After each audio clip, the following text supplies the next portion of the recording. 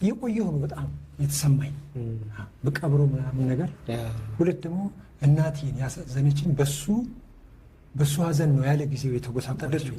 ወንድምህ እንደሚድን ምናምን ወይ ደግሞ በቃ መጥፎ ነገር ላይ እንዳለ ምናምን ገምተህ ነበር? እኔ በዛ ልጅነት ቆስሎ ሳየው ራሱ ምንም አልመሰለኝ። ምክንያቱም ትቀየራለህ አንተ ዓላማህ ሁሉ ለሀገር መስዋዕት መሆን የሚለው ነው እንጂ ሞታለሁ ቆስላለሁ እንደዚህ ሆናለሁ የሚል ወታደር ቤት የለም።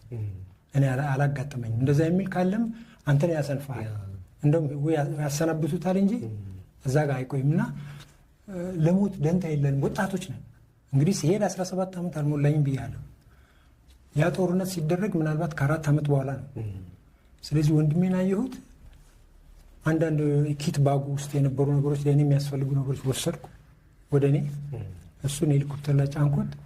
ከፍተኛ ቁስለኛ ስለሆነ ሪፈር ተብሎ ነው አዲስ አበባ መሄዱ። ግን አየር ላይ ሳይደርስ እንደሞተ ጓደኞቹ ድነው ሲመጡ ነገሩኝ። ግን በኋላ እየቆየሁ ነው በጣም የተሰማኝ በቀብሮ ምናምን ነገር። ሁለት ደግሞ እናቴን ያሳዘነችኝ በሱ ሀዘን ነው ያለ ጊዜው የተጎሳቆለችው። ለቅሶ ሳይሰሙ ነው የቆዩት። እኔ ከመጣሁ በኋላ ከ8 ዓመት በኋላ ያረዳኋቸው እኔ ከመጣሁ በኋላ እና በአንዴ ሰውነቷ ተቀየረ በሱ ሞት።